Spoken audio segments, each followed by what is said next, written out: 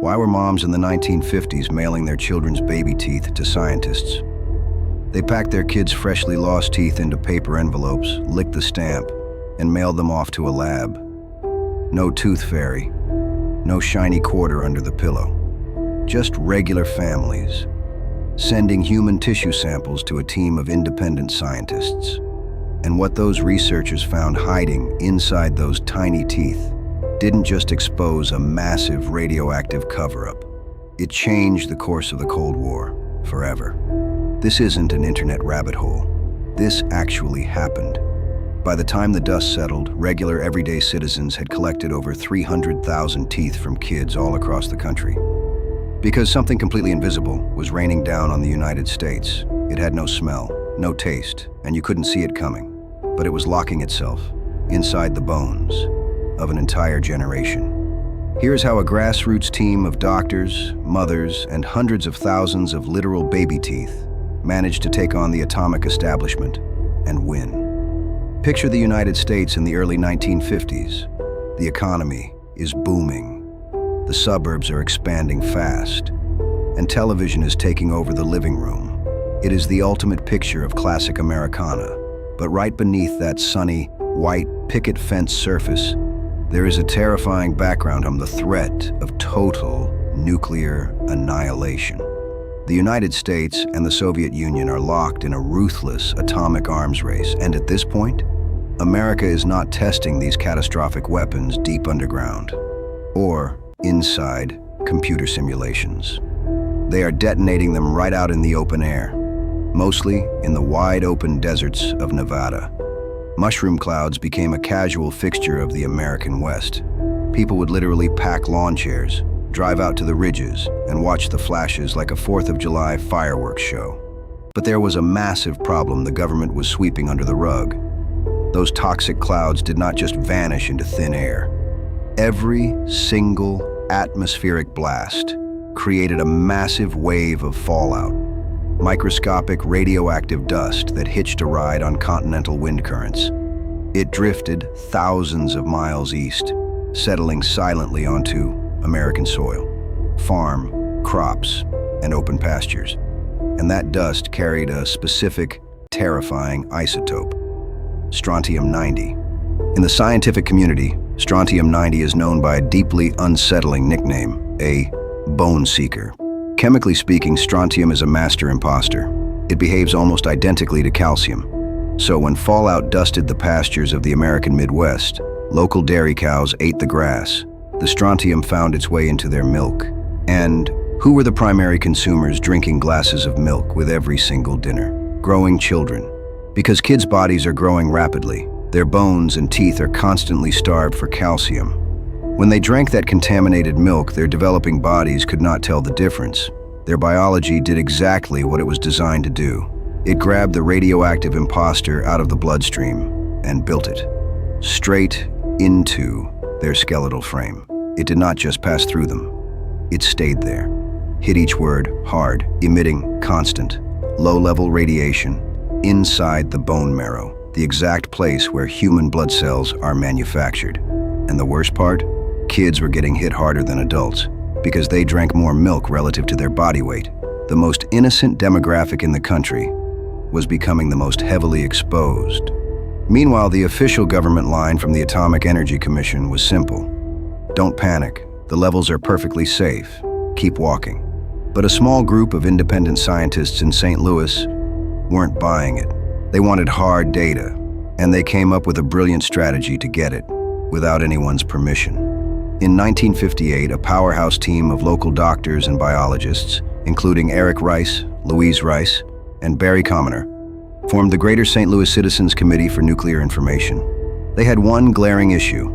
How do you safely measure radioactive buildup inside a living, breathing child without performing invasive, dangerous bone biopsies?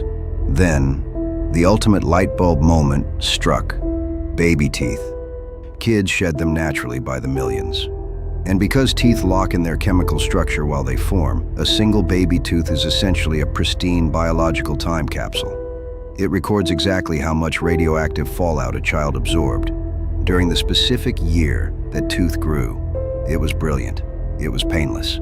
And best of all, it did not require a single piece of red tape from the federal government. They officially launched the Baby Tooth Survey. What happened next became one of the most incredible moments of community activism in American history. The committee bypassed the authorities and went straight to the public. They sent flyers to schools, left collection forms in local drugstores, and rallied libraries. They told parents, "Forget the tooth fairy, put that tooth in an envelope and mail it to us." The response was staggering. Moms organized massive citywide tooth roundups. Kids who turned in a tooth were inducted into the official Operation Tooth Club and given a shiny round pin that proudly declared, "I gave my tooth to science." 7-year-olds wore them to class like medals of honor, completely unaware they were serving as critical data points in a high-stakes environmental showdown. The project grew so fast, it completely overwhelmed the lab. They had to build a specialized Geiger counter setup, using steel plating salvaged from an old World War I battleship, just to shield the delicate samples from background radiation. And over the course of the project, families voluntarily mailed in more than 300,000 baby teeth. When the lab finally crushed the samples and processed the data, the findings blew the lid off the government's reassurance campaign. The trend was not subtle, it was a spike. Children born in 1963 had 50 to 100 times more strontium-90 built into their teeth than children born in 1950, right before the heavy testing began. The numbers tracked almost perfectly with the timeline of nuclear detonations out west. For the first time, the danger was not an abstract scientific theory. It was not classified defense data. It was printed clearly in public journals for every parent in America to read. And it hit differently, because the Cold War was not just a political chess match on the evening news anymore. It was actively altering the biology of their children. The Baby Tooth Survey turned public opinion into pressure, armed with hard proof. Independent scientists and outraged parents took their data straight to Washington. In the summer of 1963, Dr. Eric Rice stood before a Senate committee and presented the numbers. You could argue about defense strategy. You could argue about the Soviet threat, but you could not argue with a mountain of radioactive children's teeth. The political pressure became impossible to ignore. President John F. Kennedy openly cited the terrifying reality of radioactive fallout building up in children as one of the core reasons America had to change course. Later that same year, the United States, the Soviet Union, and Great Britain signed the Partial Nuclear Test Ban Treaty. It legally banned nuclear weapons testing in the atmosphere, underwater, and in outer space. From that moment on, testing was forced underground. A few paper envelopes, filled with baby teeth, had forced the nuclear age to change direction. But the story does not end with the Cold War. After the project wrapped up in 1970, the massive collection of remaining teeth was packed into cardboard boxes and shoved into a warehouse. Then it sat there, forgotten, for decades. Then, in 2001, researchers cleared out an old Washington University armory and discovered roughly 100,000 untouched baby teeth, still attached to their original 1950s donor index cards. Instead of throwing them out, the collection was handed over to public health projects and researchers at Harvard. Because those teeth represented something almost impossible to recreate today, a half-century-old biological map of radioactive exposure in thousands of American children. Scientists are still using them today, tracking original donors into their 70s to study possible links between early childhood radiation exposure and later life health conditions. A project born out of Cold War protest is still giving researchers answers today.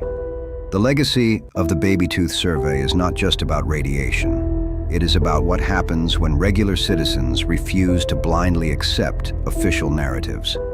An entire generation of American kids unknowingly carried the physical proof of the nuclear age inside their bodies. And it took ordinary parents, not generals, not politicians, not billionaires, to step up, lick an envelope, and force that truth into the light. So, let me ask you this. If a group of scientists came to your neighborhood today and asked you to mail in your kids' teeth for a secret study, would you trust them enough to do it? Let me know honestly in the comments. I read every single one. If you want to stay in the vault for more deep dives into the hidden darker corners of human history, make sure to subscribe. Follow the Ink Vault. We go where the others don't.